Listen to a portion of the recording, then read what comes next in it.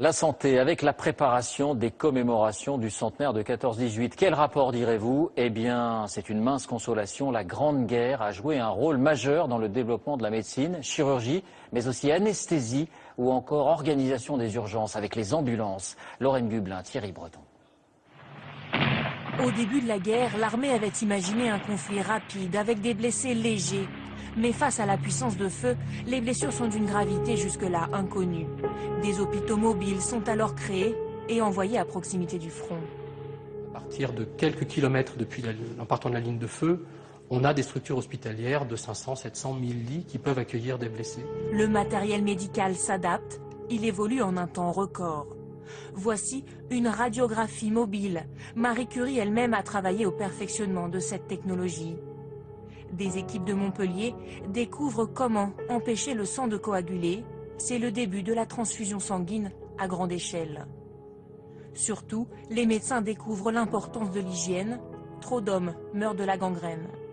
La désinfection est un des éléments importants.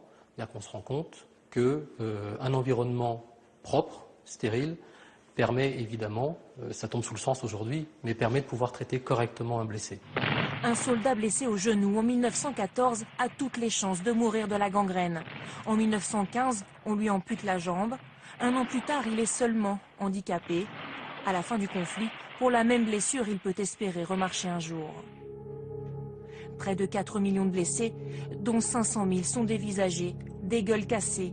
En pleine guerre, les médecins vont tout faire pour leur redonner un visage, une identité. Pour la première fois, on prélève des bouts de peau sur le corps du blessé pour les greffer au visage. Il a fallu inventer les techniques. Alors, des techniques pour remplacer les tissus mous, la peau, la muqueuse, des techniques pour remplacer l'os et toutes les techniques de greffe osseuse. Ça a été le début de ce qu'on appelle la chirurgie réparatrice. Soigner le corps, mais aussi la tête.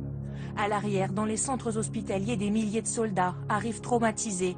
Tremblements, cauchemars, la peur des obus ne les quitte plus. Ils ont mis 1 mois à être rapatriés du front, trop tard pour être guéris. Alors en 17, les psychiatres sont envoyés directement à quelques kilomètres des combats. Ils font parler les soldats sous le bruit des canons. On pensait que ces malades ne guérissaient pas parce qu'on ne s'occupait pas d'eux les premières heures et le premier jour.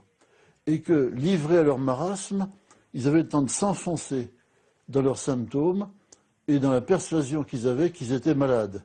Aujourd'hui, l'armée française ne part jamais sur un terrain de guerre sans psychiatre dans ses équipes.